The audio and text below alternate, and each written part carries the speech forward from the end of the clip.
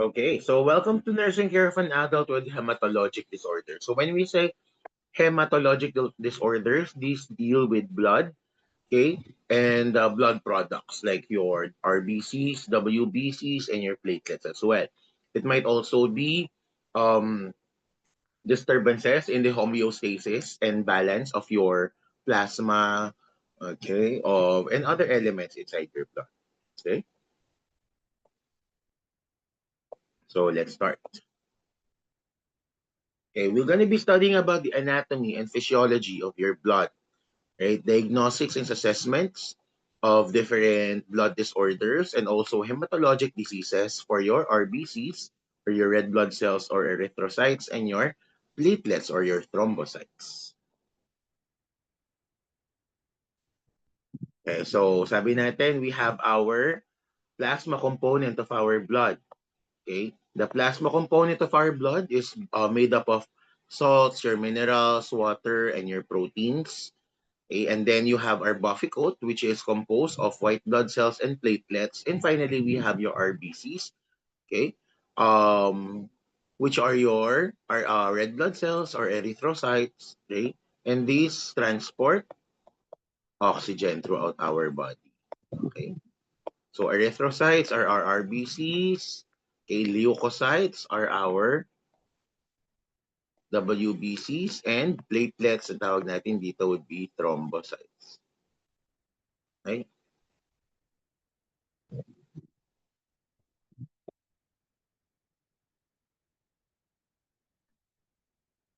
And we also have our, okay, the hematopoietic system. So sabi natin, erythrocytes or your RBCs function chiefly to transport oxygen, okay, and carry carbon dioxide away from body cells. So oxygen to and carbon dioxide away. Kasi 'di ba, sabi nga natin, oxygen is an essential, an integral part of your cellular respiration, and carbon dioxide is your waste product. So it is formed in the bone marrow, specifically your yellow bone marrow, okay, which are found in flat bones.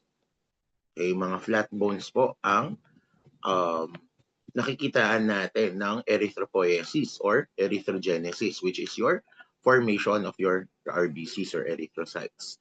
Okay. Under the stimulation of erythropoiesis, nagkakaroon ka ng erythrocyte production. Okay, erythropoiesis is a protein na uh, didictate ng production ng ating RBCs. Okay. They form first as our erythroblasts. So unang-unang labas nila, they would be erythroblasts, and the lifespan is about 120 days or about 4 months. Okay, 130 days. And they are destroyed through phagocytosis. Okay, pag sinabi nating phagocytosis, nilalamon sila ng mga phagocytes. Okay, and this is usually done in the liver and your spleen. Okay, so nasan si liver? Left side or right side? Okay, si liver po ay nasa right side. Tama ba? Mali. Tapos si spleen nasa other side.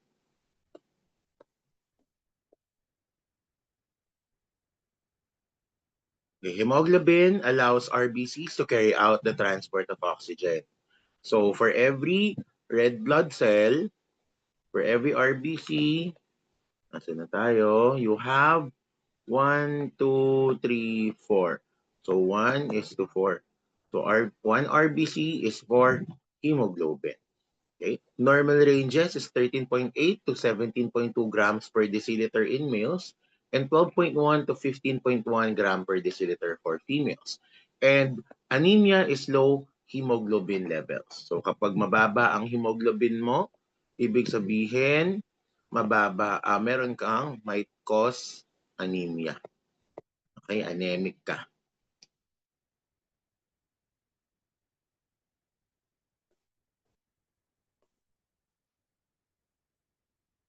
Okay, so this is the lifespan of your blood. Okay, syempre nagfo-form muna yan. Dito tayo, RBCs, okay, death and phagocytosis. Okay, it's broken up. Kapag nagpa-phagocytes na siya, kapag nilalamon na siya or kinakain na siya ng phagocytes, it is broken up into two. This would be your globin and your heme component. Okay, your globin component are broken up further into amino acids and they are reused for protein synthesis. Okay, so globin is broken down into your amino acids and further used for protein synthesis. Okay, heme on the other hand, okay, this is your heme, your heme or your heme. Okay, on the other hand is broken up into biliverdin and iron. Okay, like your transferrin. Okay, your iron component is absorbed by your kidneys. Okay, and transported into their bones again for erythropoiesis. Okay, so yung palang iron natin, hindi yan nawawala. Hindi yan nawawala kasi nire-recycle siya ni kidneys into ferritin and into transferrin and it is absorbed by your bones, okay, plus your globin or your amino acids and your vitamin B2, okay, or your cobalamin and your erythropoietin, which is the key indicator for our erythropoiesis or erythrogenesis. Okay, so there would be erythropoiesis in the bone marrow and therefore magkakaroon ka ulit ng circulation of new RBCs that would circulate for about 120 days or 4 months. Okay. So the heme component again is broken up into iron, di ba? Pero it is also broken up into biliverdin. So heme, okay, is broken up into iron and your biliverdin. Okay, so biliverdin is being converted into your bilirubin, okay, sa blood. And when it reaches the liver, okay, it is absorbed into your small intestines. Okay, it could either be your bilirubin, okay, that merges with your feces, which causes stercobilin. Okay, and then it could also be excreted in the kidneys and as urobilin or urobilinogen. Okay, again, marami tayong forms niyan. Okay, biliverdin is converted into bilirubin, okay, absorbed by your kidney, your liver, and excreted into your small intestines in the form of urobilinogen. Okay, urobilinogen is excreted through your kidneys and also stercobilin in your large intestine and excreted in your feces. Okay?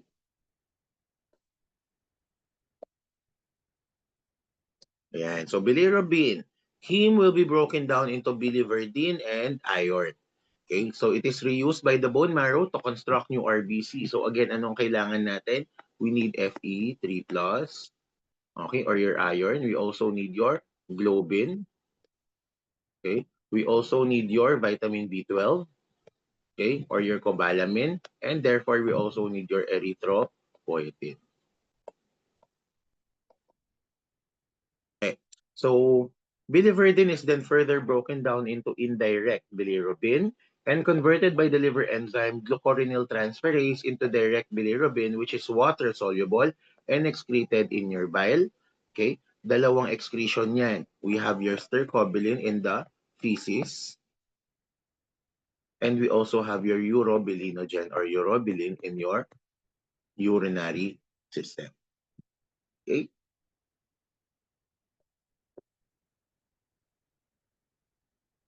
Right. Hemolysis. Pag sinabi nating hemolysis, comes from the two words, hemo and lyse. Ibig sabihin, broken down or destruction. Yung hemo or yung RBCs. Okay? If excessive hemolysis or destruction of RBCs occurs from causes other than usual, a patient will also show signs of jaundice. Bakit? Kasi madamihang pag-destroy ng iyong RBCs. Tandaan natin kapag ang RBCs na broken down, it is broken down into your heme and your globin. Okay, into your heme and your globin. And heme is further broken down into iron and in your bilirubin. Okay, kapag masyado kang maraming RBCs na nade-destroy, therefore tumataas din ang bilirubin mo. Okay, this is your bile in your blood, therefore causing jaundice. Naintindihan ba? Do you follow? Okay. Right? Then we also have your leukocytes or your white blood cells. Alam natin ng mga WBCs natin, right? They defense against antigen invasion. So they are our body's defense against invasion like infection or foreign bodies. So these are your WBCs. Okay. Lifespan of your WBCs may vary from approximately 6 hours to unknown intervals. Depende kung ano ang ano nila, kung ano ang lifespan nila kasi iba-iba sila.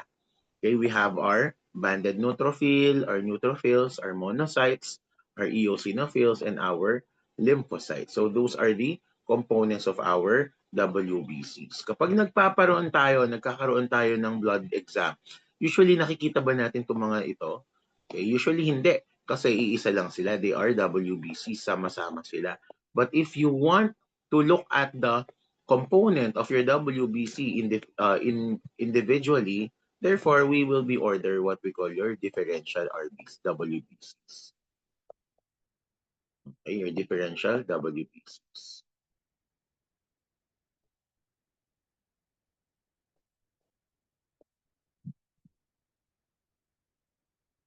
Here, thrombocytes are your platelets. Sabi natin, thrombocytes are round, non-nucleated bodies. So wala silang nucleus. Okay? They are just formed by the bone marrow. And they function as capillary hemostasis and your primary coagulation. So ang mga blood clots natin, primarily would be caused by your thrombocytes or your platelets. Okay? Alam naman natin siguro yung function ng platelets, di ba? Kapag nagkaroon tayo ng injury, what happens? Okay, when we have injury here, nagmamigrate biglaan. Okay? Pumapasok si platelets causing a platelet plug. Causing a platelet plug. Okay, so how do we assess? Okay, therapeutic techniques for our blood. We have our bone marrow aspiration or our bone marrow biopsy. So that's BMA or BMB. It provides samples of bone marrow so the type of quantity of cells being produced can be determined. So in children, the sites are your iliac crest or your spine. Tandaan natin, these are your flat bones. Okay? And in neonates, anterior tibia kasi masyado pang manipis ang kanilang mga flat bones. So sa tibia tayo kukuha. In adult, posterior superior iliac crest, which is the most common, and anterior superior iliac crest and our sternum in specific cases.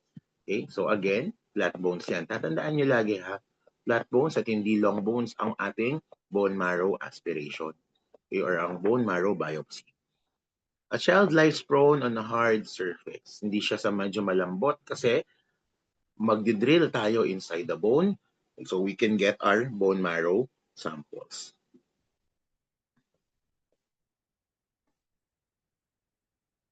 Okay, so meron tayong, ayan, dito. This is the superior iliac crest. Okay, dyan tayo kumukuha. Okay.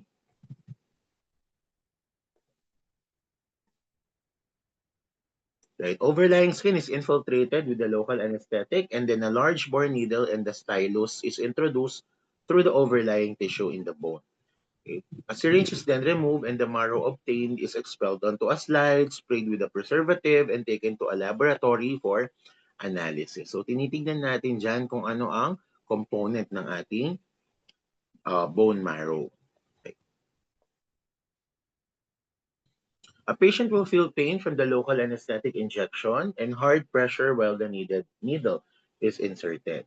You have to monitor pulse and blood pressure and observe the dressing every 15 minutes for the first hour after the procedure to be sure that no bleeding is occurring. So dapat daw walang bleeding.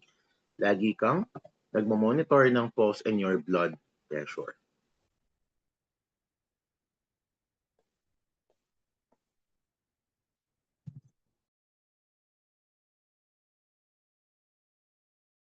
Blood transfusion, so pag-transfer ng blood or pagbigay ng ating dugo. It is used in the treatment of blood disorders or certain blood dyscrasias. Okay, it should be matched with the blood type and is infused with the solution as nearly isotonic. Okay, tatandaan natin, kailangan may cross-matching tayo ng blood na ibibigay natin. Hindi pwedeng basta-basta na lang tayong magbibigay ng blood. Or of course, there would be hypersensitivity or anaphylactic or blood transfusion reactions. Okay? And those could be life-threatening.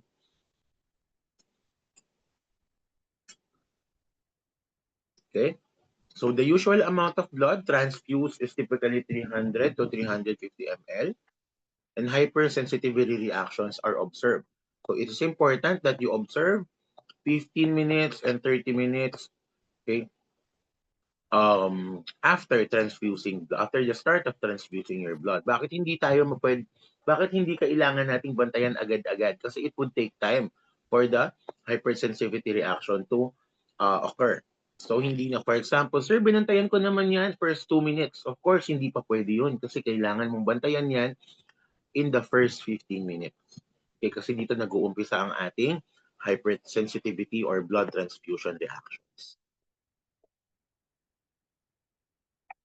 Okay, splenectomy, removal of your damaged or aged, removal of your spleen, because spleen removes damaged or aged blood cells. So it will not cure the basic defect of the blood cells but will limit the degree of anemia. Kasi mawawalan ka na ng isang organ na nagde-destroy or pumapatay ng iyong RBCs. Okay. Second function, to strain blood particles that may lead to blood clots, as well as invading microorganisms from the blood plasma.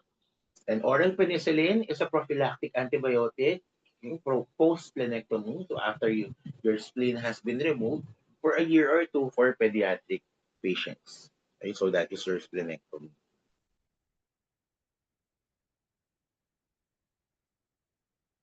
Okay, so we go to the disorders of your red blood cells. Okay, so the disorders of your red blood cells, unang-una, anemia. Okay, ibig sabihin, anemia occurs when the rate of RBC production falls below that of cell destruction. So mas mabilis daw na de-destroy ang iyong mga RBCs kesa na po-produce. Therefore, causing reduction in the number of your red blood cells. Okay. Changes are seen in RBC numbers or configuration according to the source of the problem. So makikita natin, we have different types of anemia. Okay, and different types of anemia are seen, okay, either RBC numbers or their configuration. When we say configuration, they could either be their color, okay, or your morphology or your structure. Okay.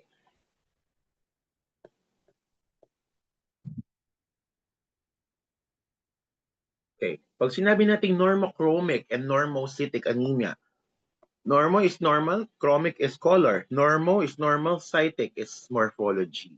So, normal lang daw ang color, normal lang din ang size. So, normochromic, standard color, and normocytic, normal cell size, anemias. Pero it might be anemias din. Sabi nga natin, less RBCs, tama ba? So, kahit na normal ang itsura ng iyong red blood cells, kung mababa naman yan, this would also be what you call your anemia. Okay. So occurs because of impaired production of erythrocytes by the bone marrow. So sabi nga natin, decreased production, okay, na hindi equal sa ating destruction. Mas mabilis ma-destroy kesa sa production. Or by abnormal or uncompensated loss of circulating RBCs as with acute hemorrhage. Of course, okay, kapag dinudugo ka, dumudugo, bleeding, hemorrhage, therefore magdi-decrease ang iyong RBC and that would also cause your anemia. Okay.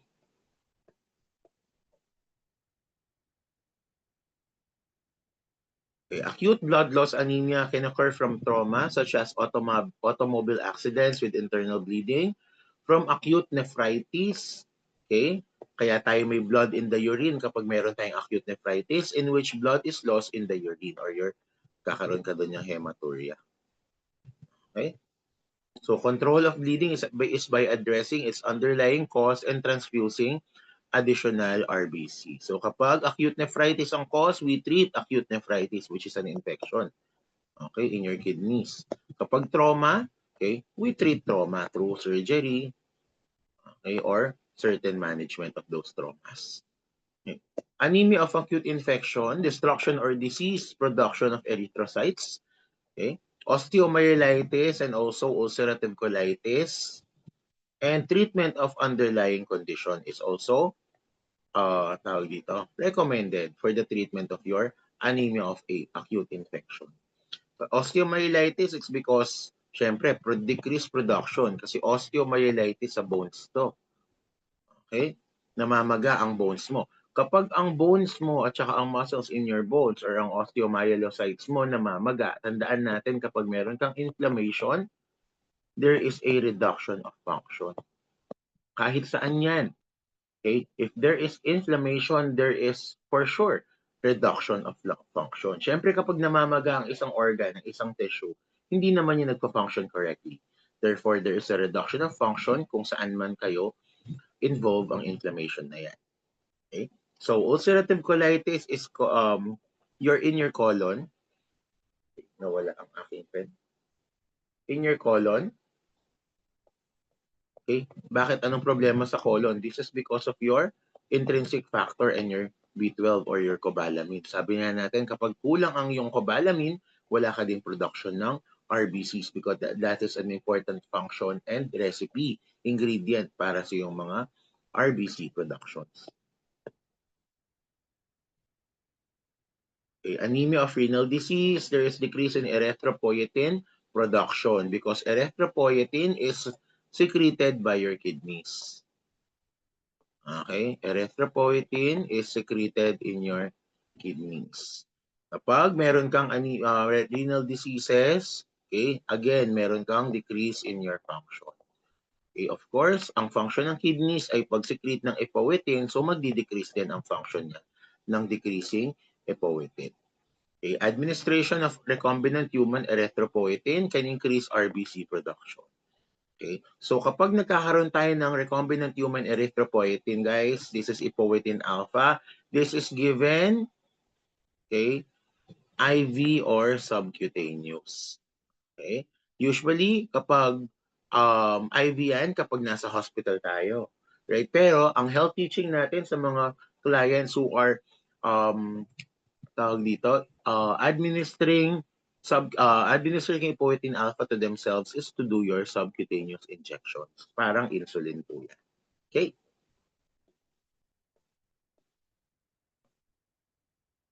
Anemia of neoplastic disease, we have the invasion of bone marrow by proliferating neoplastic cells that impairs RBC production. Neoplastic disease, ibig sabihin meron niya cancers. Okay? Okay. It is designed to achieve remission of the neoplastic process and transfusion to increase the erythrocyte count. We're gonna be discussing about cancer in your final. So, hindi muna natin i-touch ito. Okay? Aplastic anemia results from depression of hematopoietic activity in your bone marrow. It could be congenital, okay, or born, okay, with a disease. This is called your Fanconi syndrome. It is inherited as an autosomal recessive trait. Okay, so ibig sabihin recessive siya, so dapat both of your parents should be carrying the recessive trait and meron kang 25% chance of acquiring that disease kung ang parents mo are both carriers. Okay? Kung naman ang isang parent mo is a carrier of aplastic anemia, you have a 50% chance to acquire aplastic anemia if one of your parent is also a recessive carrier. Okay? So between 4 and 12 years of age, the child begins to manifest symptoms of pancytopenia. When we say pancytopenia, this is decreased RBCs, WBCs, and thrombocytes or your platelets. Okay? So ibig sabihin, lahat ng blood cells mo inside your blood, kaya nga pan is equal to lahat or all, bababa po siya. Okay, so pancytopenia is decreased RBCs, decreased WBCs, and decreased platelet counts. Okay. Acquired aplastic anemia is a decrease in bone marrow production, which occurs if the child is excessively exposed to radiation, drugs, or your chemicals. Okay? So, kaya nga tayo, yung mga chemotherapy or radiation therapy, they're always at risk for anemia is because of that. Okay?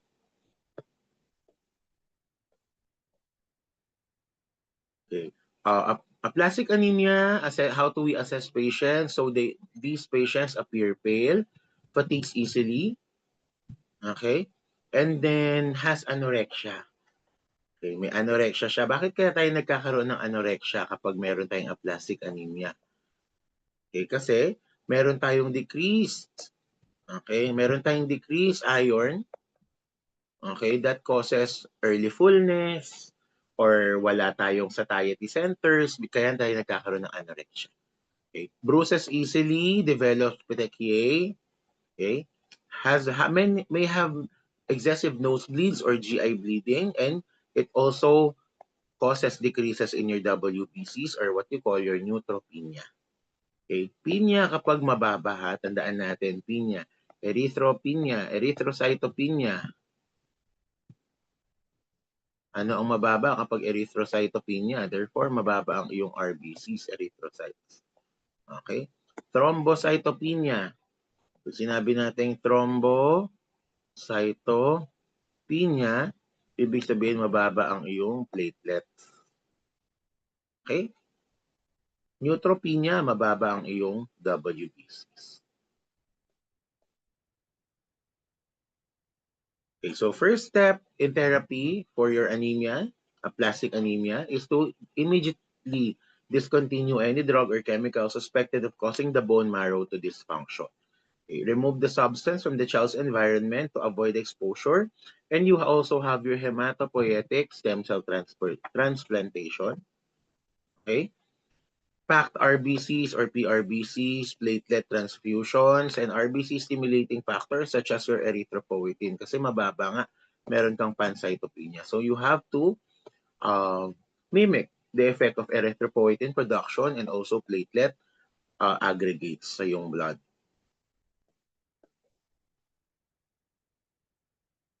Okay, hypoplastic anemia results from depression of hematopoietic activity in your bone marrow and can also be either congenital or your acquired. Okay? So in the congenital form, the hypoplastic anemia is caused by an inherent defect in your RBC formation that affects both sexes and shows symptoms from 6 to 8 months of life. Okay? And then acquired form caused by infection with your parvovirus 19. So pag sinabi nating hypoplastic anemia, depression of hematopoietic activity. So wala kang erythrocytosis or erythrogenesis or erythropoiesis. Okay?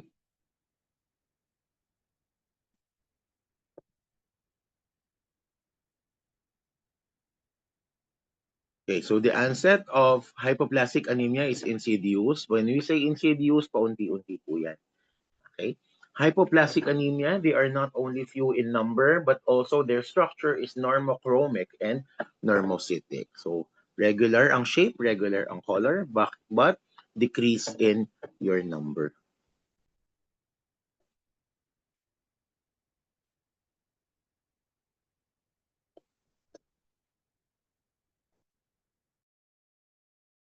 Okay. So, therapeutic management for your hypoplastic anemia is corticosteroid therapy along with transfusion of packed RBCs or PRBCs. An iron chelation program or iron chelation therapy, such as subcutaneous infusion of deferoxamine or desferal, may be started. Okay? This would increase your iron in your blood and would stimulate production uh, eh, of your blood particles or blood cells. Okay? Hematopoietic stem cell transplantation, and this may help patient accept the many procedures and help patient accept the many procedures and tests required. Okay, so that would be your management.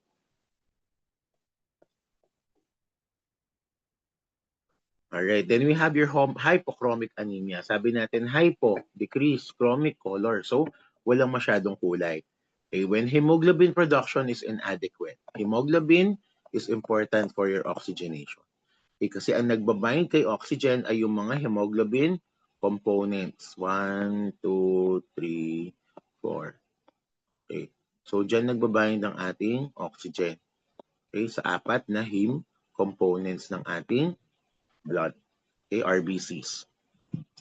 Erythrocytes appear pale or your hypochromia and usually reduce in diameter or your microcytic. Okay, so medyo maliliit sila at medyo pale ang appearance nila. That is your hypochromic anemia. Okay, so we have your IDA or your iron deficiency anemia, which is the most common anemia, okay, occurring whenever the intake of dietary iron is inadequate.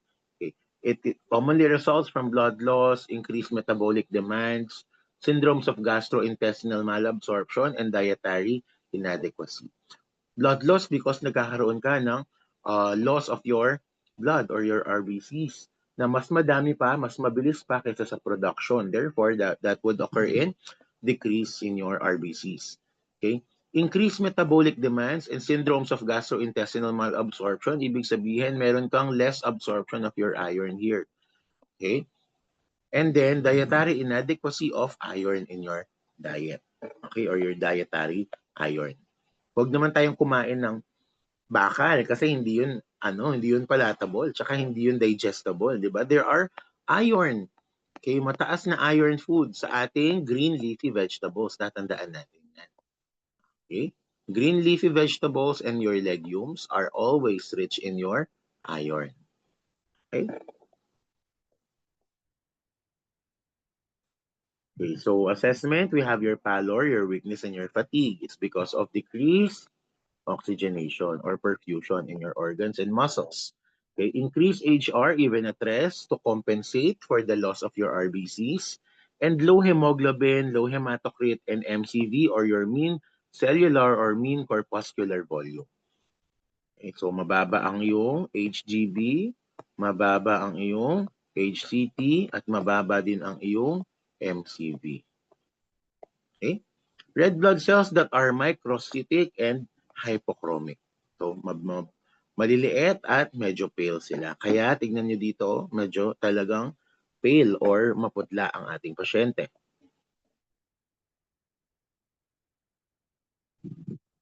Okay, so risk factors may be defects of the gastrointestinal system because of decreased absorption of your iron.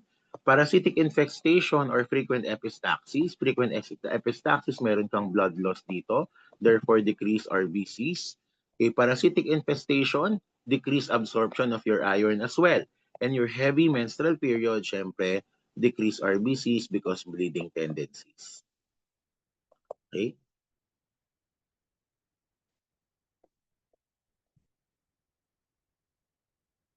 So medical management for your IDA or your iron deficiency anemia is to treat and eliminate the cause of the problem. Kapag galing yan sa ulcerative colitis or bleeding or parasitic infestations, siyempre we have to correct those maladaptations or those aberrations or illnesses or diseases. Okay, correction of the faulty diet. So increase iron. Okay, oral supplement, iron tablets or iron pills, and parenteral administration of iron is prescribed. So, ini-inject natin yan. Blood transfusion in severe cases kapag hindi na natin kayang habulin ang production ng blood. Okay? Okay, nursing management for IDA is to monitor for signs and symptoms of abnormal bleeding. Okay, what are the signs and symptoms of your abnormal bleeding? Okay, you monitor your PT, your PTT, and INR. Okay?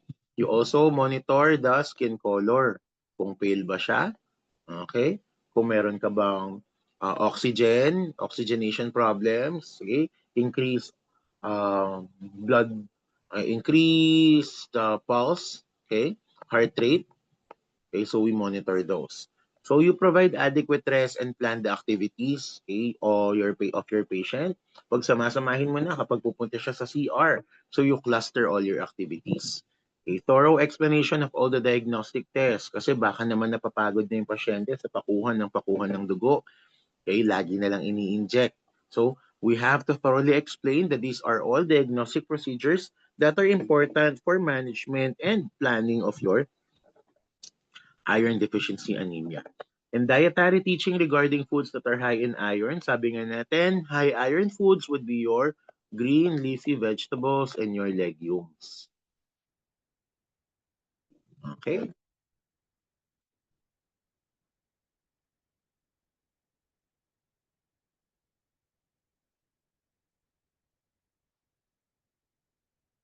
Okay, so nursing management also of your iron deficiency, administer iron as ordered.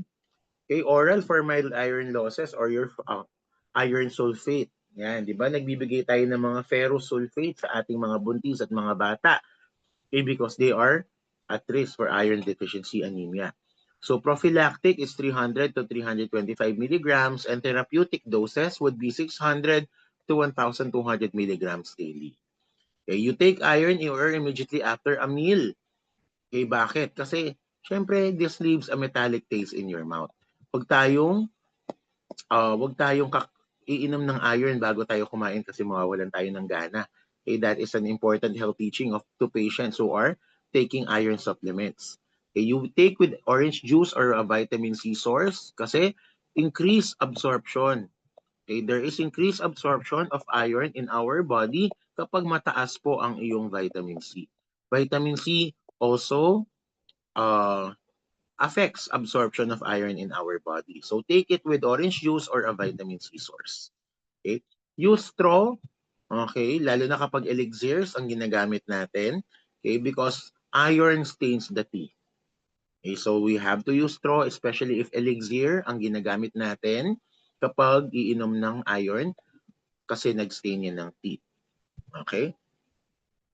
Expect dark stools, okay, and causes constipation. Do not take with milk or antacids kasi nagdi-decrease po ng absorption natin ng iron. Okay, so what do we have to take it with? Vitamin C or orange juice or any sources of your vitamin C. And do not take it with milk or your antacids because it decreases the absorption of iron in our GI tract. Okay?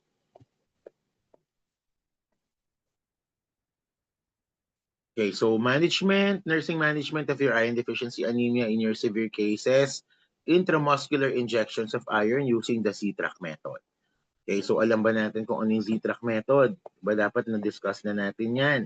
So, kapag mag inject tayo, okay, ito ang ating intramuscular layer at dito ang ating subcutaneous layer at ito ang ating dermal layer.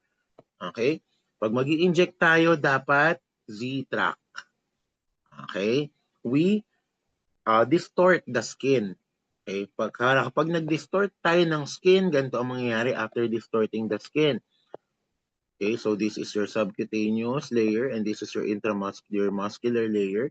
Dito, okay, okay, dito ang ang puncture. Ayan, dito ang pooling ng ating iron. Okay, kapag binitawan na natin yung Z-track or yung distortion, hindi siya magsisip out into your subcutaneous tissue. Okay, alam ba lahat kung paano mag-Z-track? Okay, we expect, no? 3 years na kayo, galing na kayo ng punda at lahat-lahat, right? So use one needle to withdraw and another to administer. Okay, so kapag kapag nag-withdraw tayo from a vial or an ampule, gamit tayo ng needle at kapag mag-administer tayo, papalitan po natin yung needle na yon. Okay, do not massage the injection site kasi ayaw nga natin ng seepage into other tissues like your subcutaneous tissues. And that is for your intravenous administration. Okay.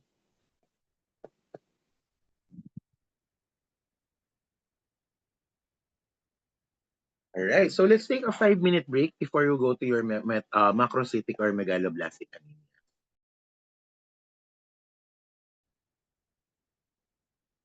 All right. So for your macrocytic and megaloblastic anemias, these are blood disorders in which the RBCs appear abnormally large. So macrocytic, di ba, malaki, or your megaloblastic anemia. So these are anemias that are caused by your nutritional deficiencies. They also called your megaloblastic anemias. So we have our anemia of folic acid deficiency. Okay? Pag sinabi natin folic acid, this is your vitamin B9. Okay? So an anemia in which the erythrocytes grow abnormally large. So kapag daw masyadong malaki ang ating erythrocytes, these are your megaloblastic anemia. So for your assessment, okay, when you do your bone marrow aspiration or bone marrow biopsy, your bone marrow would contain megaloblasts, okay, indicating inhibition of the production of erythrocytes. And therapeutic management for your iron deficiency anemia is daily oral administration of folic acid. Kaya meron tayo um, B9. Ano ba ang B9 natin? Okay, vitamin B9 is also known as your folate. Okay?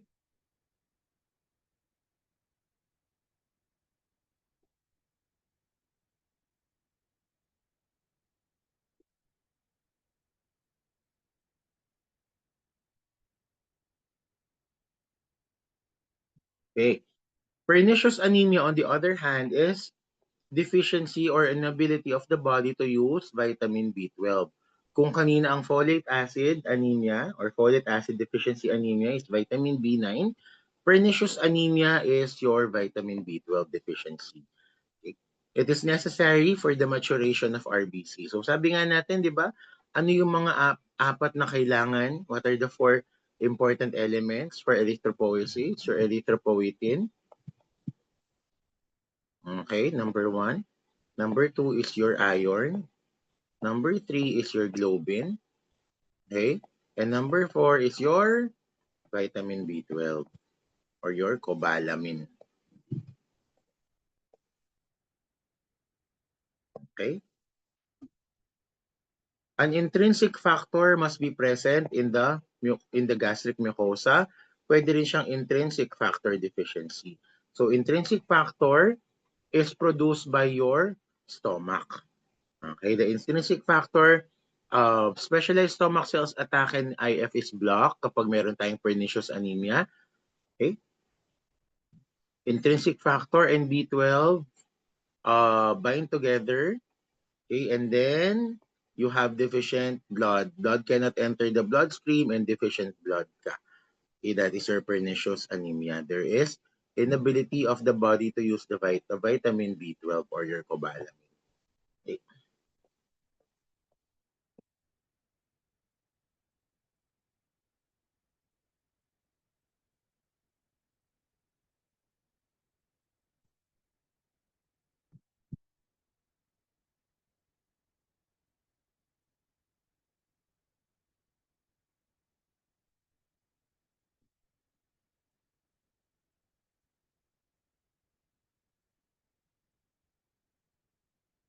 Okay, so what are the risk factors for your pernicious anemia, which is your elderly? Okay, production of your intrinsic factor decreases with age and gastric mucosal atrophy. Lagi natin tatandaan na the gastric organ or your stomach produces intrinsic factor. So kapag hindi nagpo-produce ang intrinsic factor sa stomach, hindi siya nakakapag-bind. Okay, hindi siya nakakapag-bind kay vitamin B12. Okay, therefore causing your pernicious anemia. Okay? Sir, meron pong vitamin B12. Yes, may vitamin B12 ka, pero it is not, there is inability of the body to use it effectively. That is also your pernicious anemia. Okay? Clients also with surgical removal of stomach and bowel resection or ileum. Bowel resection kasi nandito ang absorption natin ng vitamin B12. Okay? Kapag hindi na-absorb ang vitamin B12, therefore na-excrete lang yan sa ating urine at sa ating feces. Okay? Kapag naman may history of surgical removal ka ng stomach, malamang wala ka nagpo-produce ng intrinsic factor. Okay, tatandaan natin, pernicious anemia, intrinsic factor, plus your vitamin B12. Anything na nagbabawas dito, either wala kang intrinsic factor or kulang ka sa B12, meron kang B12 pero hindi naman nagagamit ng mabuti ng katawan mo, that would be your pernicious anemia.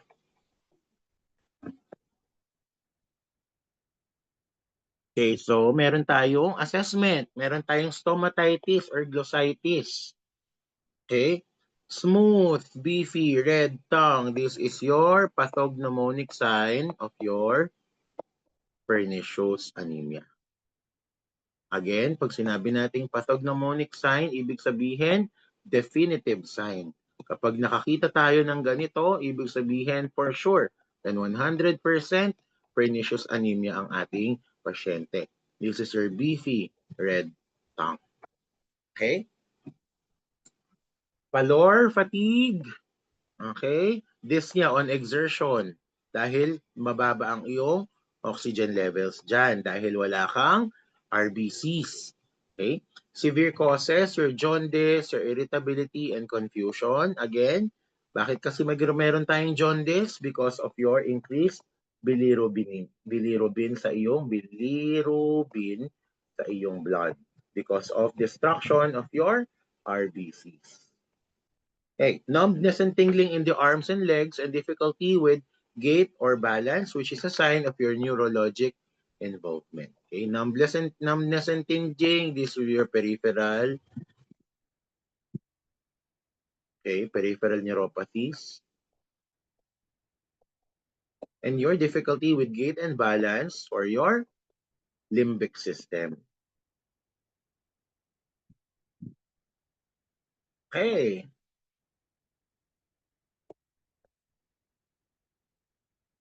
We also have your a microscopic test natin would be large and immature erythrocytes. Sabi nga natin, megaloblastic ang pernicious anemia. Okay? We also do your Schilling's test, okay, which measures the absorption of radioactive vitamin B before and after parenteral administration of intrinsic factor. Okay? So this is the definitive test for your pernicious anemia and used to detect lack of intrinsic factor. Okay, it is performed by administering cobalt-58 and collecting the urine for 24 hours. So pag sinabi natin Schilling's test, this is the gold standard for your pernicious anemia. Okay, what is the gold standard for your pernicious anemia? Question. The answer would be your Schilling's test. What would be your pathognomonic sign or your definitive sign for your pernicious anemia? The answer, that would be your beefy red tongue. Okay.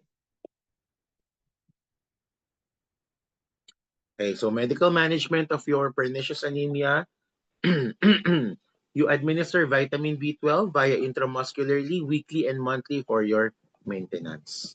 Okay, vitamin B12 rich diet, increase vitamin B12 rich diet including your liver and organ meats. Okay, your dried beans, your nuts, and green leafy vegetables are also very important.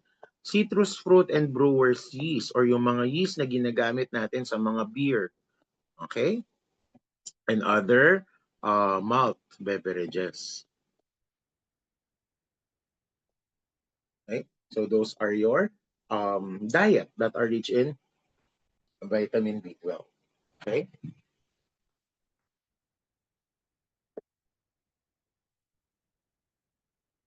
Okay, pernicious anemia, avoid highly seasoned, coarse, or very hot foods. Okay, bakit? This would trigger your stomatitis and glossitis. Namamagana po ang iyong dila. Okay? Therefore, kapag masyado pang maalat, masyadong maraming paminta, masyadong maraming lasa, or kapag masyadong mainit ang foods mo, that would trigger, okay, wounds or scarring, okay, ng iyong tongue. Okay, mouth care before and after meals is very, very important. Bed rest may be necessary, lalo na if anemia is severe, kasi meron kang dyspnea on exertion dito. Okay, meron kang fatigue. Okay, therefore, you have to reserve your energy by complete bed rest. Okay, provide safety when ambulating. Bakit? Kasi pwede kang may loss of balance dito because of your loss of balance. Okay? Dahil sa yung limbic system involvement. Okay, therefore, pwede kang matumba, pwede kang mahimatay, pwede kang ma-out of balance and then you should be providing safety kapag naglalakad or when moving around.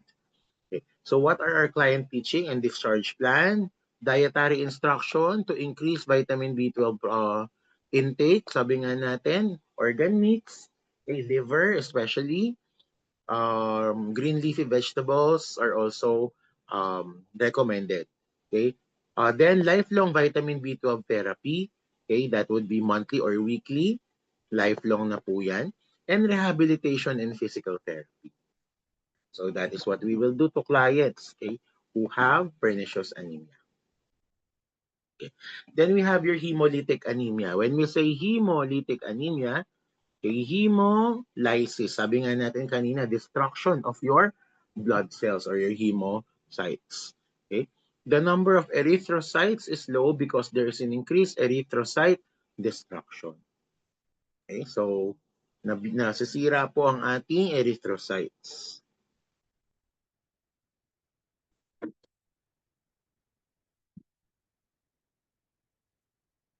Okay, so meron tayong acquired hemolytic anemia, which is cardiopulmonary bypass surgery, arsenic or lead poisoning, malarial infections, okay, your toxins and hazardous chemicals, and your transfusion reactions. Okay, you also have your hereditary sources or hereditary type, which is your spherocytosis, which is hereditary, G6PD deficiency, and your sickle cell anemia.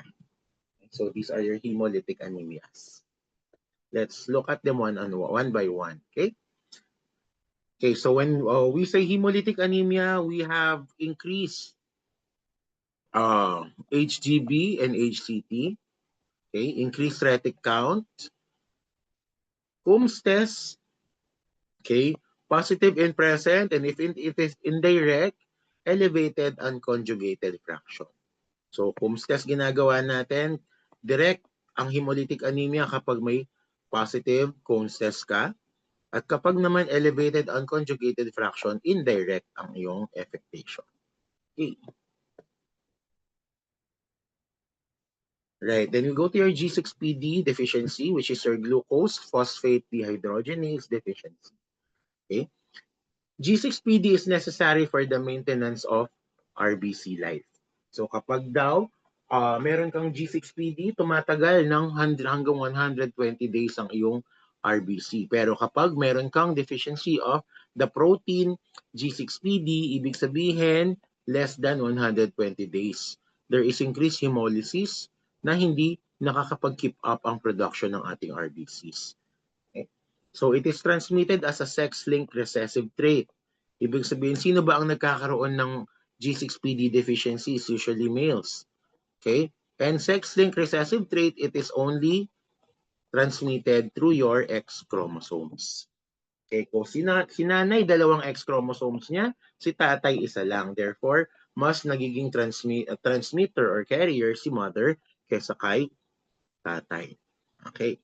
It occurs most frequently in African American, Asian, Sephardic, Jewish, and Mediterranean descent. Okay.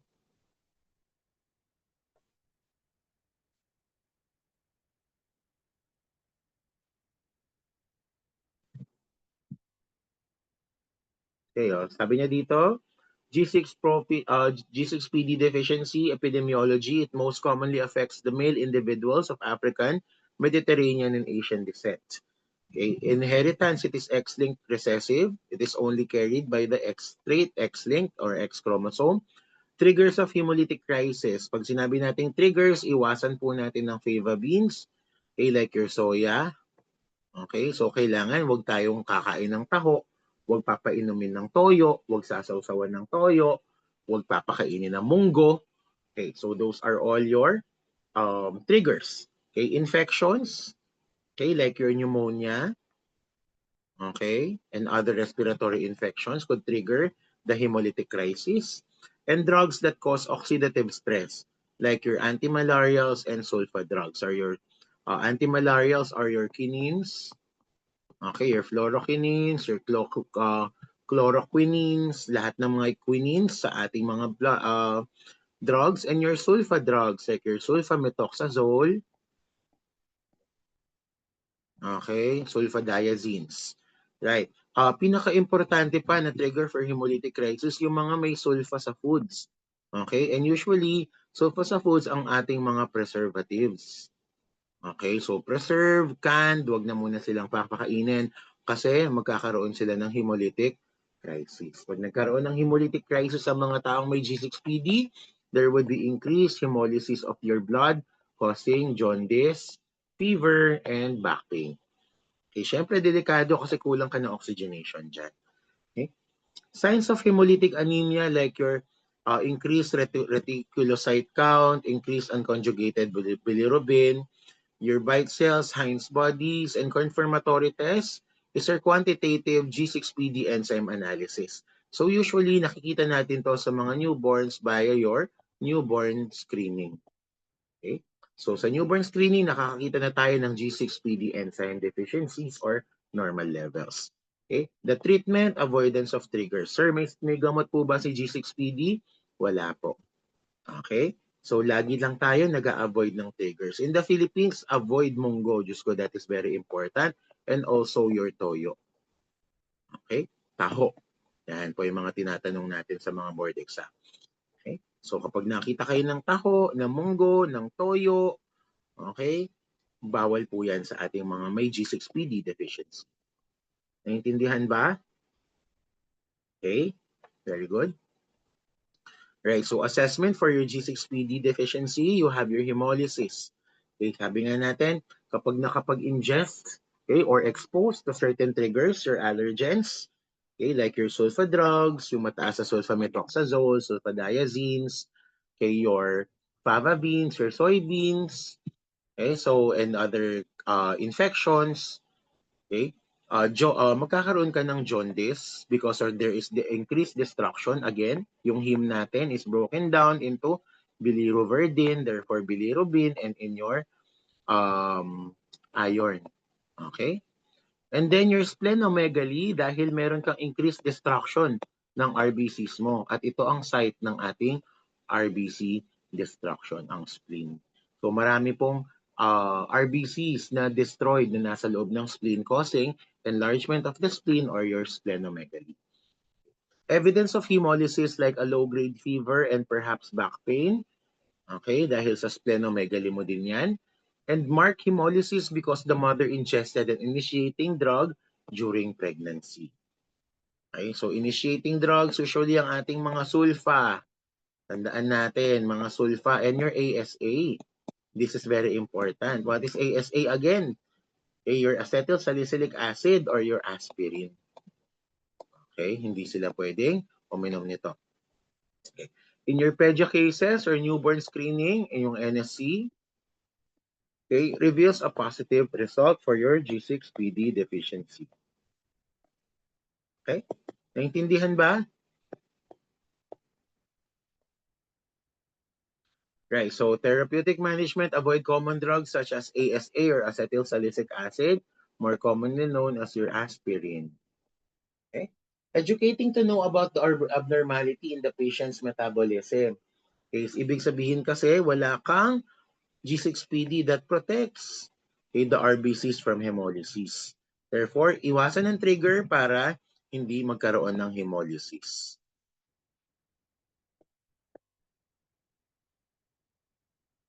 Then you go to your sickle cell anemia, which is a group of diseases term your hemoglobinopathies. Hemoglobinopathies, okay, in your hemoglobin. Hemoglobin A is partly or completely replaced by hemoglobin S. Okay, so hemoglobin A is partly or completely replaced by your hemoglobin S. It is an autosomal recessive inherited disorder, so namamana po sa sickle cell anemia. And it affects about 1 out of every 400 African Americans in your US. So when we say ano ang race or ang ethnicity na increased risk for your sickle cell anemia, this would be your African Americans. Okay? So sickle cell anemia, insufficient oxygenation causes the cells to assume sickle shape. Ito. Or parang yung blades ni kamatayan. Those are your sickle shape. The erythrocytes become characteristically elongated and crescent shape or your sickles. And clinical manifestations are the result of your obstruction. Kasi masyado silang mahaba. So kapag nag-iipon-ipon sila sa isang lugar that causes obstruction, and manifestations of sickle cell anemia would always be a product of your obstruction. So let's take a look kung anong mga manifestations to. So meron kang sickle cell crisis with acute exacerbation, which causes your fever, your dehydration, emotional physical stress, and conditions that alter oxygenation transport. Okay, so those are your precipitating factors, which causes the sickling of your blood cells or your abnormal shape. Okay, so we can see swelling, okay, swelling of the hands and feet or hand and foot syndrome because of your obstruction, okay, or your venous stasis.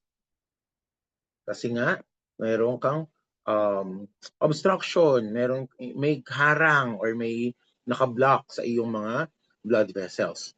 Enlarged spleen and enlarged liver because abnormal cells ang mga to.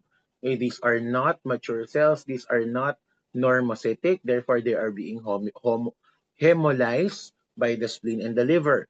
You also have your tachypnea, your wheezing or cough that leads to pneumonia, and your kidney function may be impaired. Okay, kasi blockage din ito. Okay, blockage ng ano? Blockage ng yung mga sickle cell anemias or sickle cell RBCs. Okay, kasi nga abnormal ang kanilang shape. Okay, so sickle cell crisis has three primary needs for your therapeutic management. You have your pain relief, number 1, adequate hydration, number 3, and oxygenation, number 4. So what do? We give acetaminophen or your Tylenol.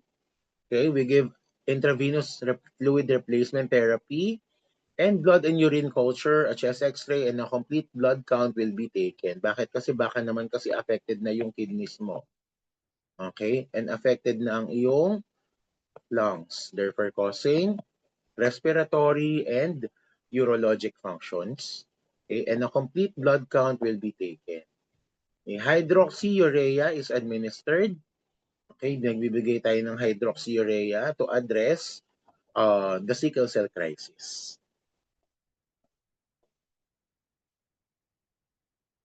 All right, we have also your thalassemias. Okay, thalassemias are autosomal recessive anemias that are associated with abnormalities of the chain of adult hemoglobin. So this is most frequently seen in the Mediterranean population. They also occur in children of African and Asian heritage. So kapag meron tayong thalassemia, meron tayong beta thalassemia, meron tayong thalassemia minor, meron din tayong thalassemia major. Okay, these are associated with the abnormalities of the chain of adult hemoglobin.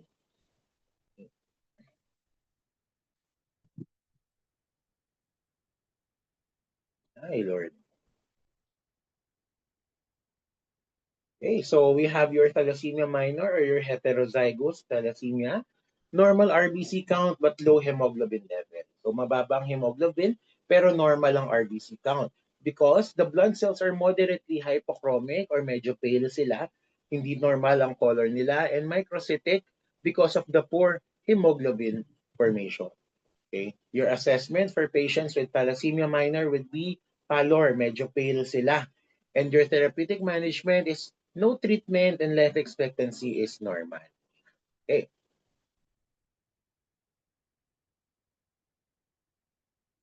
Your thalassemia major or your homozygous thalassemia, they also called your Cooley's anemia or your Mediterranean anemia. This is an anemia which includes pallor, fatigue, and anorexia. Katulad nga ng sinabi natin kanina, of course, decreased RBCs, malamang mamumutla ka, fatigue because of decreased oxygenation because this is a hemoglobin affectation, and your anorexia kasi mababa ang iyong satiety or yung gutom. Okay? RBCs are both hypochromic and microcytic. The hemoglobin level is less than normal. So kapag kanina, mababa ang hemoglobin natin pero um, mataas ang normal ang ating RBC. Ngayon, mababa ang hemoglobin natin. Okay, serum iron level is high. Okay, so assessment, hyperactivity of the bone marrow result in characteristic changes in the shape of the skull. Okay, so dahil decrease ang oxygenation natin, nagkakaroon tayo ng compensatory mechanism. And the compensatory mechanism would be the increase, okay, in your, nasa na yung ballpen ko? Increase in your bone marrows. Okay, nagkakaroon ka ng bone marrow expansion. Okay? And sabi nga natin, ang mga bone marrow that would be responsible for RBC and hemocyte production would be your flat bones. That would include your skull. Kaya nagkakaroon ka ng changes in the formation of your skull. Okay, so dito sa frontal, dito sa cheeks, dito sa chin, and dito sa ating below the nose. Okay, so nagkakaroon ka ng shape, changes in the shape of the skull. Okay, so you have the protrusion of the upper teeth with marked malocclusion. So this is, tignan natin. Okay, so there is occlusion of the upper teeth. An X-ray of the bone shows marked osteoporotic tissue. So mahihina na po ang kanilang mga buto. And they have both an enlarged spleen and enlarged liver because of increased hemolysis. Okay, so that is your thalassemia. Okay, so therapeutic management, stem cell transplantation is the ultimate cure. Okay, so medyo mahal po si transplantation ng stem cell. And also transfusion of packed RBCs every 2 to 4 weeks and maintain hemoglobin levels within normal limits. Your oral iron chelating agent, your deferasirox or deferoxamine. Okay, lagi natin kapag mga defer, those are your iron supplements or your iron chelating agents. So we do your iron chelation therapy for patients with thalassemia major. Okay. A splenectomy may become necessary to reduce discomfort and also to reduce the rate of RBC hemolysis. So splenectomy is the surgical removal of your spleen. So kapag inalis na natin yung spleen, wala na tayong site for RBC destruction. Therefore, baka naman makatulong sa management ni patient because meron tayong increased hemolysis. Tama?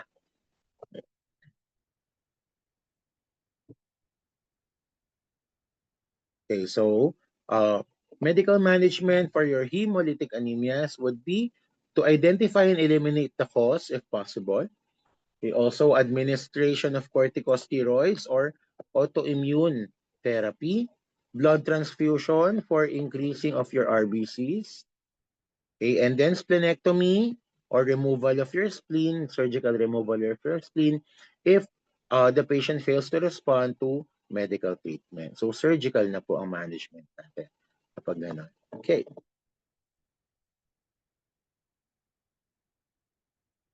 So for your hemolytic anemias, you monitor for signs and symptoms of hypoxia, okay, including your confusion, cyanosis, shortness of breath, your tachycardia, and your palpitations. In the presence of jaundice may make assessment of skin color in hypoxia unreliable. Minsan kasi jaundice or pallor or cyanosis, kaya no, confusion, cyanosis, napagkakaiba-iba na natin because of the presence of jaundice, because of your increased hemolysis. Okay? And your decreased RBCs, which are hypochromic, would also mean pallor. So, hindi na po natin ina-assess ang skin color usually kasi unreliable na siya. Okay?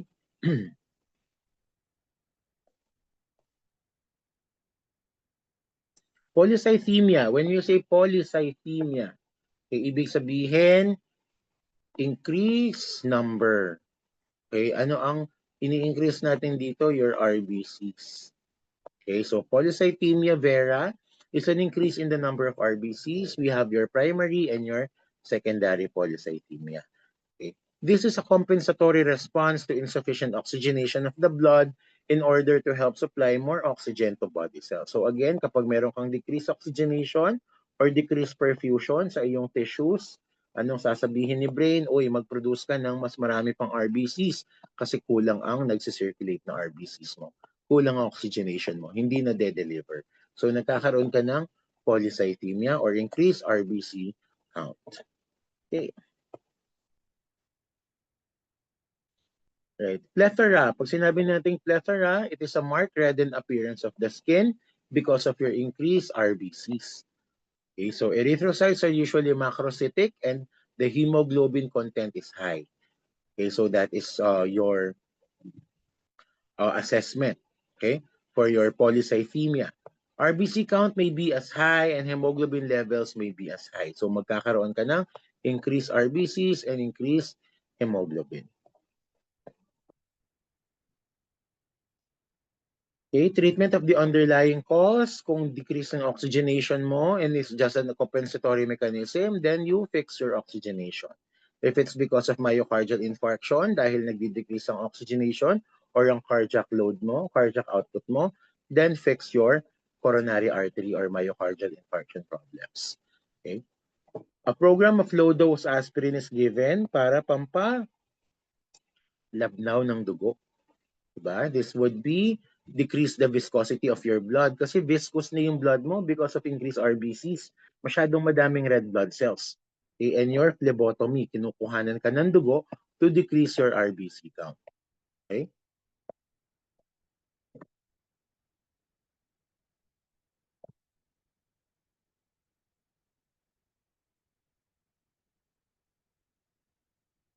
Okay, so meron din tayong disorders of blood coagulation. So sabi natin blood coagulation, this is your blood clot, right? So hemostasis is the process by which the body stops bleeding, forming a blood clot to repair damaged blood vessels and prevent excessive blood loss. So tandaan na hemostasis yan, hindi yan homeostasis. Hemostasis. Okay, so we have your different clotting factors. I will not be discussing every one dahil nakakalito po siya. Okay? We will be discussing yung mga pinaka-importante lang.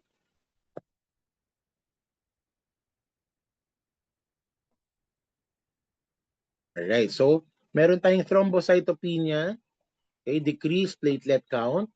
Again, sinabi natin kanina kapag cytopenia, decreased blood cells. Right? Thrombo, platelets, erythro, red blood cells, and leuco is your white blood cells. Okay, it is defined as a platelet count of less than 40,000 per millimeter. Okay, so thrombocytopenia na yan. A normal platelet level is 150 millimeter or more, and it leads to purpura or blood seeping from the vessels into the tissues or to the skin. Okay. So we have what you call your idiopathic thrombocytopenic purpura. The cause is unknown, therefore it is idiopathic. The cause is unknown, therefore it is idiopathic. So it results for a decrease in the number of circulating platelets, thrombocytopenia, in the presence of adequate megakaryocytes. Guys, yung megakaryocytes, these are being broken down. Okay, for example, yan, megakaryocytes yan. Nagbo-broke down yan into certain components, and these are your thrombocytes. Okay? So kahit daw marami kang megakaryocytes na free-floating, adequate sila, normal level sila, kulang pa rin ang thrombocytes mo. Okay? So there is an increased rate of platelet destruction due to an antiplatelet antibody. So meron kang antibody that destroys your platelets. And purpura refers to a hemorrhagic rash or small hemorrhages of hemorrhages in the superficial layer of your skin. So pag merong mga marks, meron akong purpura, meron akong idiopathic thrombocytopenic purpura. So I will show you my purpura okay? When we have when we have face-to-face classes para makita nyo, ma-identify nyo. So what is purpura? Okay? Remind me, alright? Okay, so ayan o, yan. Hindi nyo pa nakikita yung legs ko kasi lagi akong Lagi akong nakapantalon. So it is an antiplatelet factor and causes platelet destruction. So meron kang purpura. Okay, 2 weeks after a viral infection such as your rubella, rubeola, varicella, or an upper respiratory tract infection, nag-a-appear po ang ating purpura. Okay, this is your immune thrombocytopenia or idiopathic thrombocytopenic purpura.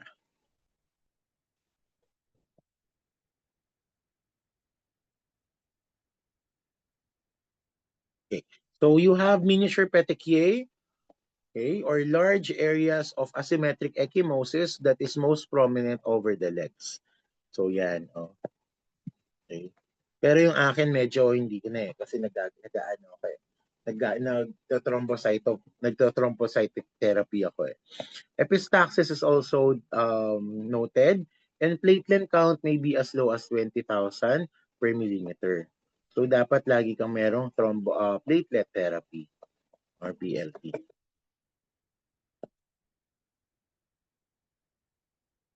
Therapeutic management is your oral prednisone and platelet transfusion.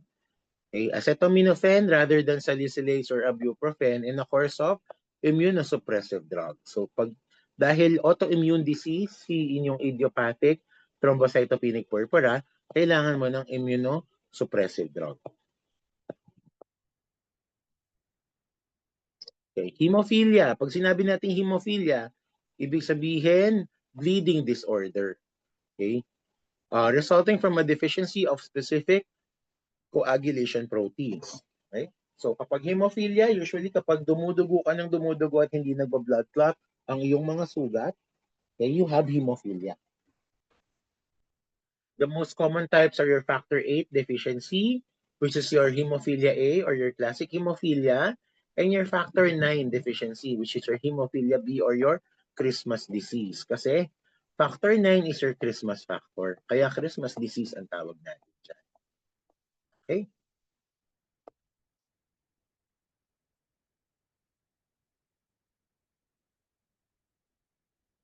So, transmitted as an X-linked recessive disorder, it may also occur as a result of gene mutation. Okay? So, carrier females pass on the defect to the males, and female offspring are rarely born with the disorder but may be carriers. Okay? What is the affectation of this? Ang nanay mo, carrier lagi. Okay? Nagkakaroon ng hemophilia ang mga males. Okay? May kwento ako. Okay?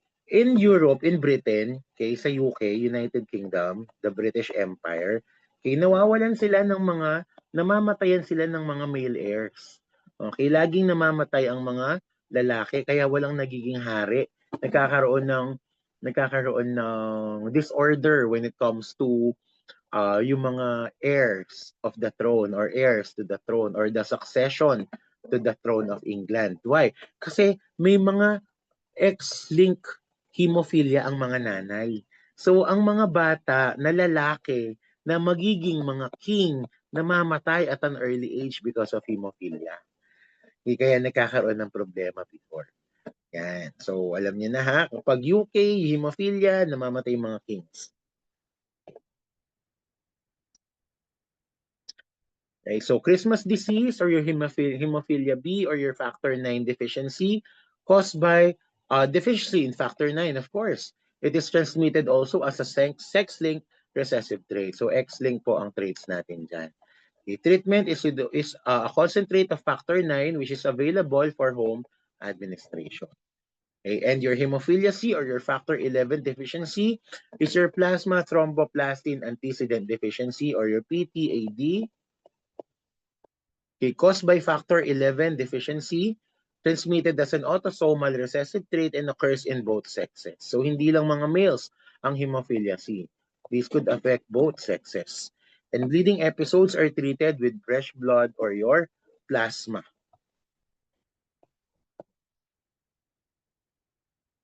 Okay? Assessment for your hemophilia, abnormal bleeding in response to trauma or surgery. Okay, joint bleeding, causing pain, joint bleeds, so yung mga joint mo nagbi-bleed, causing pain, tenderness, swelling, and limited range of motion called your hemarthrosis. Nagkakaroon ka ng pamumuo ng dugo sa iyong mga joints. That is why limited ang motion mo, limited ang movement ng iyong mga joints. Okay? Epistaxis or snow or nosebleed and the tendency to bruise easily is also noted for patients with hemophilia. And platelets are normal, but the clotting factor may be abnormal. So again, factor 9, okay, and factor 11, and meron din tayong hemophilia C.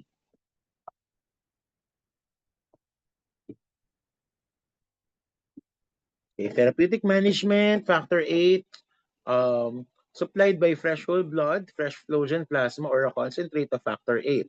So this is your factor 8. Administration of desmopressin or DDAVP therapy. Okay, and factor 9 concentrate, your Proplex or Co9 that halts your bleeding, and assess neurological status. Monitor urine for hematuria always. Okay.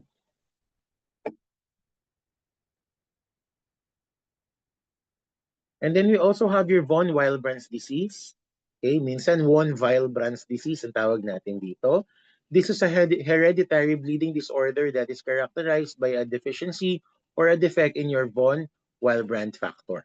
So your von Willebrand factor is also a clotting factor sa ating blood. Okay? This causes platelets to adhere to the damaged endothelium. So kapag wala kang von Willebrand factor, hindi ka dumidikit sa epithelium natin, okay, or endothelium. It serves as a carrier protein for factor 8. So increased tendency to bleed from mucous membranes kapag meron kang von Willebrand's disease.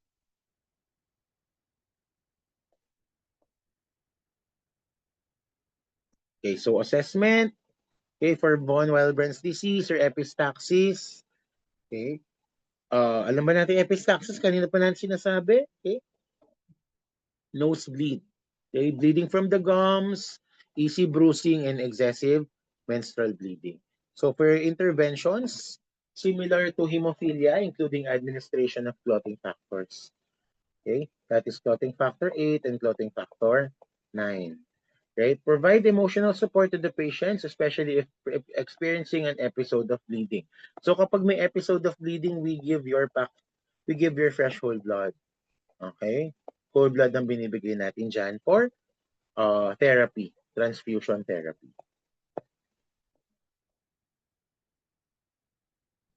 Okay, we also have your DIC or disseminated intravascular coagulation. Okay, pinahapyawan nyo na to during your maternal and child nursing. Right, let us discuss this. Diffuse fibrin deposition within arterioles and capillaries with widespread coagulation all over the body and subsequent depletion of clotting factors. So meron kang guys sa disseminated intravascular coagulation, meron kang accelerated clotting factor, at meron kang uncontrolled bleeding. Bakit po ganon? Kasi madaling nako-consume si platelets ng iba't ibang all over the body kasi ang iyong coagulation. Okay, kapag nagkaroon ka ng platelet coagulation into very multiple sites or numerous sites across all your body, magkakaroon ka ng uncontrollable bleeding sa ibang sites na kailangan ng platelet plugs or platelet activity. Okay. Risk factors for your DIC is your blood transfusion reaction.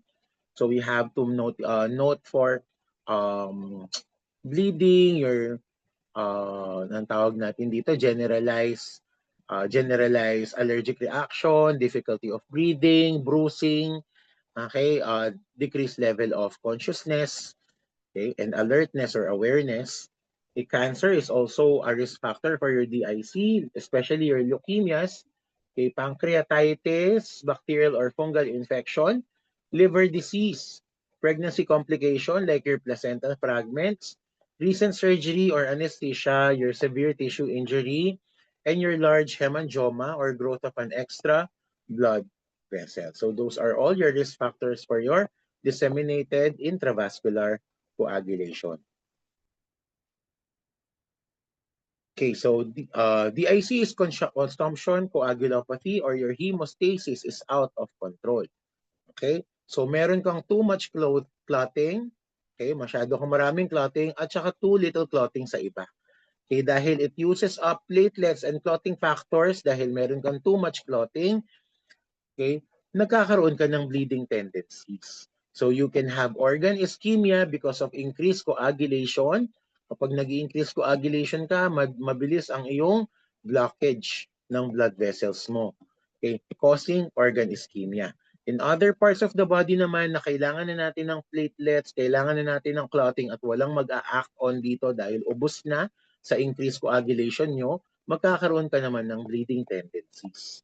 Okay, even with the slightest injury.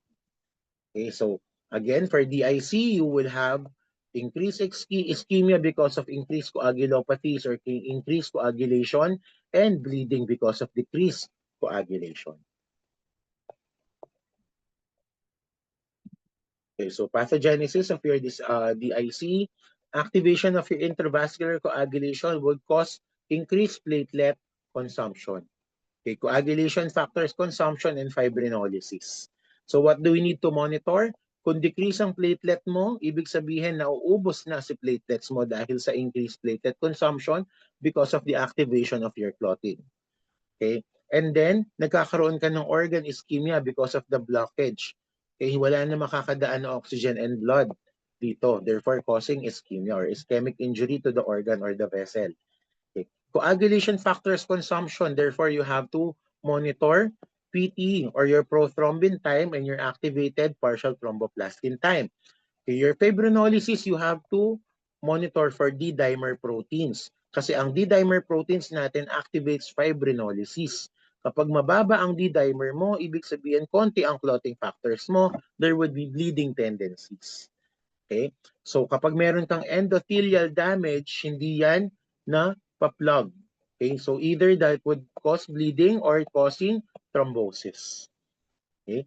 After, kapag meron kang microvascular thrombosis affecting the heart, the lungs, the kidneys, and your brain, you would have multiple organ ischemia or multiple organ failure causing death. Okay? So napakadelikado po ni DIC or ni disseminated intravascular coagulation. Okay. Assessment, you have your petechiae and ecchymosis on the skin, on mucous membranes, in your heart, in your lungs, and other organs. Okay, bakit? Because of your increased bleeding. Okay, also your increased hemorrhage. Okay, prolonged bleeding from breaks in the skin dahil wala ka ng clotting factors. Decrease ang clotting factors mo at ang platelet levels mo. Severe hemorrhage during childbirth or surgical procedures. Again, due to decreased clotting factors and platelet count. Oliguria and acute renal failure because meron ka ng blockage or ischemia. Okay? Or nagbablock na ang inyong mga afferent and efferent arterioles in your kidneys. And your convulsions, coma, and death because of affectation in your brain. Okay? Ischemia sa ating brain. Okay, lagi natin tatandaan kapag disseminated intravascular coagulation, there is increased clotting and there is decreased clotting as well. Okay. Right. So laboratory findings, you have prolonged PT and prolonged PTT and thrombin. Okay? Kasi mga seconds po ang tinitignan natin sa ating prothrombin time and partial thromboplastin time. Ibig sabihin, napoprolong po ang fibrinogen formation mo. Okay, ang yung platelet plug. Okay, fibrinogen level and platelet count usually depressed, kaya mababa ang fibrinogen formation. And factor assays, your factor 2, factor 5, and factor 7 are depressed, therefore decrease ang ating clotting factors. Okay?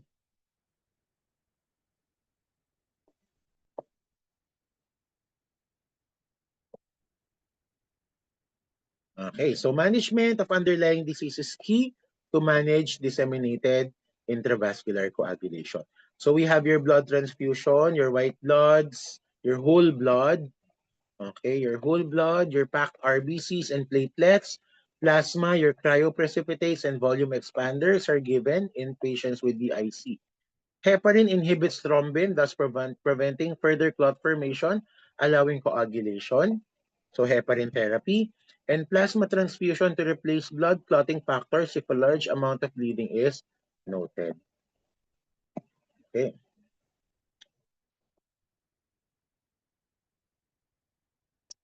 Okay, monitor blood loss and attempt to quantify. Okay, pag sinabi natin quantify, wag lang po meron po siyang blood loss na madami. No, you quantify kulang liters ng blood ang nawawala sa kanya. Okay? You observe for signs of additional bleeding or thrombus formation. Okay, lagi natin na kapag meron tayong cold clammy skin, usually merong thrombus formation dyan. And observe for signs of additional bleeding like your headache, gastrointestinal problems, masakit yung tiyan, masakit yung tuhod because of joint hemarthrosis. Okay, so you observe for signs of additional bleeding. You monitor appropriate laboratory data. Again, what laboratory data would we have to monitor? We have your PT or your partial, your prothrombin time, your PTT or your partial thromboplastin time, and your INR or your international normal reaction time. Okay? Tandaan natin kapag meron tayong clotting deficiencies or diagnosis, lagi tayong may PT, PTT, and INR. Okay, kapag meron ka namang fibrinogen deficiency, that would be your D-dimer proteins. Okay? Naintindihan ba? Ay, nawala tayo. Okay, so for your disseminated intravascular coagulation, our nursing intervention. So these are independent nursing actions. So you avoid IM injections because you would increase the risk for bleeding. Okay, kahit mga IM lang yan. Okay, apply pressure to bleeding sites. Okay, to have your uh, mechanical action to stop the bleeding. You gently turn and position client frequently to prevent thrombus formation and embolus formation. Non-traumatic mouth care or your soft bristled toothbrush. Dapat malambot ang mga bristles ng toothbrush natin kasi baka mag-bleed yung gums ng mga yan. You provide emotional support and administer blood transfusion and medications as ordered. So that is for your disseminated intravascular coagulation. Okay? So are there any questions?